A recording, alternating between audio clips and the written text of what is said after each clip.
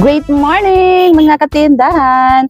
Welcome kayo dito sa RTW ni Madam Claire! So for today's video nga mga katindahan na yan, pag-uusapan natin kung magkano nga ba yung binayaran natin dyan sa pagpapatracking ng 6 na malalaking sako na yan. Alam ko na marami ang curious kung magkano nga ba yung nagagastos sa ganitong pangarga kapag ka ipapadala sa tracking. So eto mga paninda na to mga katindahan ay nanggaling dyan sa Baclaran nga. Sa pamimili natin dyan sa Baclaran at dyan ay papuntang Mindoro. So saan kami sa Mindoro? So dito kami sa San Jose Occidental, Mindoro at may na magpipick up niyan mga katindahan. Pag minsan na ibababa naman nila dito sa harap ng tindahan natin pero bihira lang yun, lalo na kapag masyadong malaki yung gamit nilang truck, hindi nila naipapasok. Pero pagka yung medyo maliit na truck yung gamit nila, yan nakaka-request kami na ipasok dito. Pero yun nga, kadalasan is pinipick up talaga namin dahil masyadong malalaking item yung ating pangarga. Big shout out muna dyan kay Madam Ira from Bukidnon,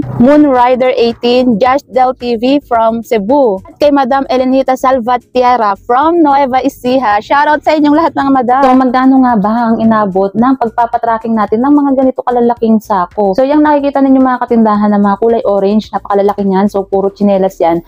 Ang total mga katindahan ng binayaran natin dyan sa tracking, nito nga mga pagpapadala natin ng mga paninda is 3,500. So, pumapatak mga katindahan na itong malalaking sako na kulay orange ay 600 ang isa. So, 600 times 5 equals 3,000. And yung nakikita ninyong kulay puti natin na sako na medyo maliit is 500 pesos. Ayan. So, anong masasabi nyo? Mura ba o mahal yung pagpapatracking natin? Para sa akin mga katindahan na yung ganyang presyo ng ating pangarga sa mga tracking is mura na yan mga katindahan kumpara naman natin doon sa mga pinapadala natin. Halimbawa, namili tayo sa Shopee, di ba? Yung isang box nga lang na gasino na yung laki, umaabot na ng nasa 300 ang shipping fee. 300, 200 ganyan, di ba? Eh how much more pa ito? Ang lalaki nito, halos times 2, times 3, times 4 ang laki kumpara doon sa mga in-order natin sa Shopee, di ba? Kaya sulit na mga katindahan yung ganito dahil namili naman tayo ng mga ganitong paninda, bultuhan talaga maramihan para nga sulit, siksik, di ba? Yan, so mas makakamura tayo mga katindahan kapag ganitong pinasako natin yung mga paninda natin. Kasi, for example, meron dito sa mga paninda natin, di ba, nabanggit ko nga sa inyo sa mga previous vlog natin na nagpabili tayo ng mga shades, nagpabili rin tayo mga paper bag, accessories, at kung ano-ano pang mga items. Ayan mga katindahan. So, nakasiksik na yung lahat dyan mga katindahan. So, sama-sama na yan. Kung ipapadala natin siya sa tracking ng mga naka-plastic na blue, yung malalaking plastic na blue, hiwa-hiwalay, mas mapapamahal tayo doon dahil papatak na ang isang plastic minsan 200, pero malaki na rin plastic na stripe, ganyan, 200, pag yung blue na medyo malaki, 300, diba? Mas mapapamahal tayo doon, kumpara kung ganito na bultuhan na yan, malalaking sako na siya, yan. So, isang presyo lang yung babayaran natin, which is, ayun nga, 600 ang isang malaking sako.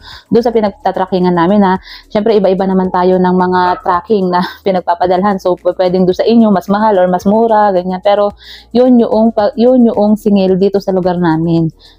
So, saan itong lugar namin? Dito sa San Jose Occidental, Mindoro ito, mga katindahan. Ang daming mga nagtatanong dyan sa ating comment section kung paano nga ba magpa-tracking ng ganito mga paninda na mga pinamili natin dyan sa Baclaran, Divisoria, ganyan. So, para doon sa mga nagtatanong kung paano ang pagpa-tracking. Iba-iba kasi tayo ng lugar, mga katindahan. So, kagaya namin, kami nga ay dito sa Occidental, Mindoro. Yan. So meron kami talagang naka-schedule na tracking. Yan. Hindi kasi tayo pwedeng pare-pareho ng magiging tracking, mga katindahan. So, kailangan talaga may contact kayo ng tracking dyan sa lugar nyo.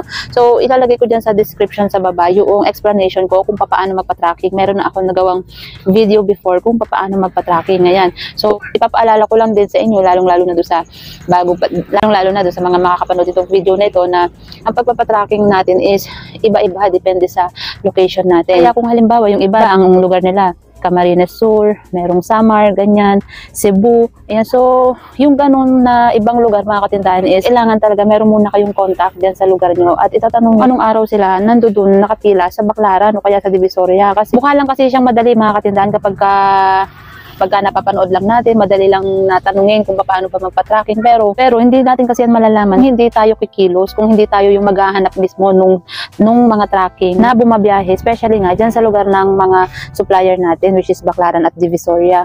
At para naman po doon sa mga baguhan pa lang na nakakapanood ng ating mga videos, ayan, Please don't forget to subscribe dyan sa ating YouTube channel and hit the notification bell para lagi kayong updated kung ano na nga ba yung mga nangyayari dito sa ating tindahan. Lalong-lalo na doon sa mga business-minded na kagaya natin, mga gustong maghanap buhay, di ba? Para lagi tayong updated sa mga happenings dito sa ating tindahan. Sa next video natin mga katindahan is ipapakita ko na nga sa inyo kung ano-ano na yung mga item na napamili natin, ano yung mga design. Nabanggit ko naman na nga sa inyo kung ano itong mga nilalaman ng mga ito, mga chinelas, shades, accessories, skincare, ganyan, and kung ano-ano pa yan. So, iisa-isahin natin ito mga katindahan para makita ninyo kung ano yung mga nilalaman nito. So, hanggang dito na lang nga muna mga katindahan itong ating video. Maraming salamat sa inyong palaging panonood and happy selling!